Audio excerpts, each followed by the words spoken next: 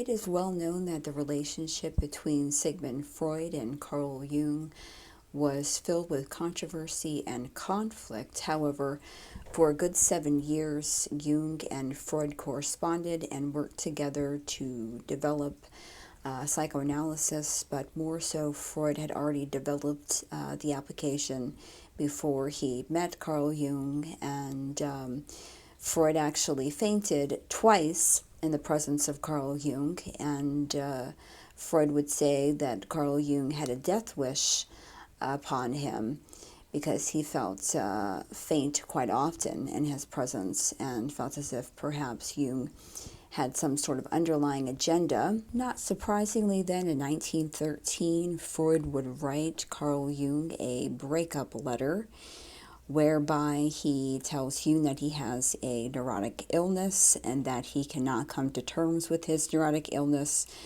So thereby, quote, "I propose that we abandon our personal relations entirely.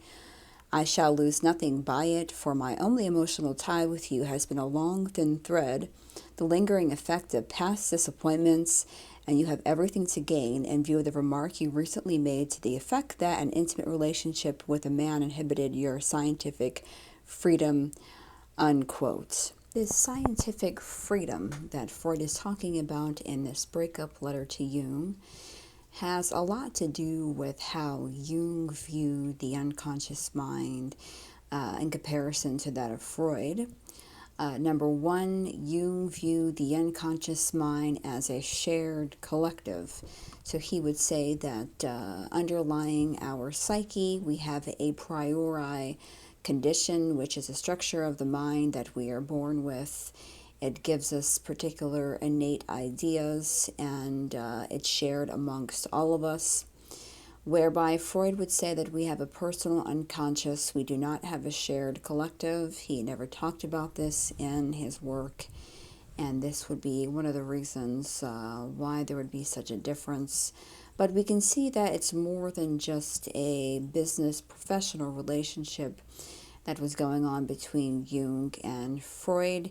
Quite obviously, they became friends and they had a personal bond. After the breakup letter, Jung would find himself in a psychotic disposition, and he also did not work with patients for a period of time, and he would eventually come to create his analytical psychology out of his work with Freud, but his ideas were quite different, in particular in areas of the unconscious mind. In a prior video, I talked about the French intellectual psychiatrist and psychoanalyst Jacques Lacan. His views of the unconscious mind would also be different from that of Freud. Freud viewed the unconscious mind as a tripartite condition, that of the id, ego, and superego, whereby Jacques Lacan would present his ideas as the real, imaginary, and symbolic. For Carl Jung, his ideas were even more so different than Lacan and Freud insofar as he would incorporate this idea of a priori innate knowledge. I believe that this a priori innate knowledge is something that we are born with in the brain, and it is something that we all share collectively. Jacques Lacan, who was Carl Jung's contemporary, he sought to present Freud's ideas to that of France. He wanted France to learn of psychoanalysis, and he would claim, even though his views of the unconscious were different from Freud, that he was a Freudian, and essentially his prerogative in particular, starting in the 1950s, was a return to Freud, so to speak. During this time in the 1950s would come to write the Red Book, and this is Carl Jung's exploration into the world of mysticism. This was the avenue that Freud was against. Freud actually would talk about religion in a pessimistic, negative viewpoint. He would advocate that one comes to the reality principle and that we move away from these fairy tales. Jordan Peterson talks about Freud. He would say that he disagrees with his viewpoints on this, but we are not looking at Freud to be a priest, a rabbi, a minister, a pastor. We are not looking to Freud to be some sort of a spiritual guru or teacher of theology. When we look at Freud and his particular work, we are seeking to understand psychoanalysis from the original author and creator of psychoanalysis. Thereby, we shouldn't dismiss what Freud says in terms of psychoanalysis and the human condition on the basis of his beliefs of religion and things of that. We also have to come to consider the fact that Freud lived through the persecution of the Jewish population during Nazi Germany. And this is something that has to be recognized. The history of Freud's life is that he lived through both World War I and World War II. Majority of his siblings were killed, and he had to flee his home country of Austria during that particular time. So one could conceptualize that possibly Freud was removing himself from religion as a means to protect himself and so on. Jungian psychoanalysis has a particular focus on the archetypes as the innate condition of the human mind. Freud would say that the innate condition of the human mind is on the basis of one's libido or anti-libido. One is either trying to refuse what life is presenting in front of them, or they are fully embracing it. Either way, it's on the basis of one's libido.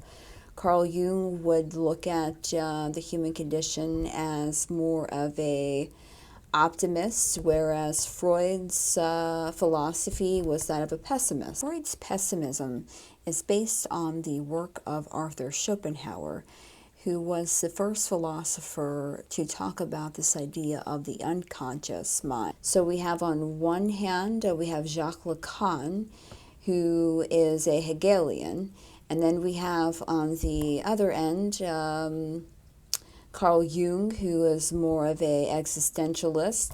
I see the teleology of a Jungian psychoanalysis, that being the advocation of a community-centered response, recognition, awareness, that being Sartre's ontological argument. Jung has become quite popular in the contemporary because his thoughts and ideas are very much so in tune with postmodernism, post-structuralism, the idea that one can come to a place of wholeness.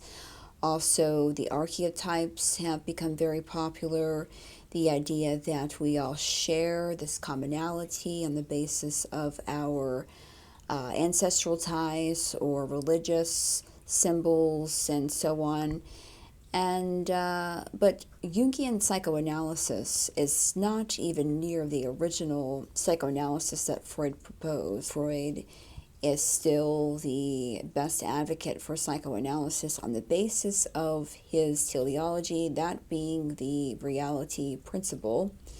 Freud wants his patients, he wants those that study him, to merely see the human condition for what it is. He does not want anyone veering off into a place of fantasy, whether it be real or unreal. He wants the patient, and when we're working with patients in psychoanalysis, we want the patient to come to terms with their life experience. And thus is why Freud had to break from Carl Jung, because Carl Jung was veering too far off in a different direction. He was going into the place of mystical experience, and unfortunately, there is a lot of critique and there is a lot of misunderstanding of Freud because of Carl Jung, because his work with the unconscious veers in a completely different direction. People can't come to terms with life as it is. There has to be something that's implanted on top of something potentially that could be meaningless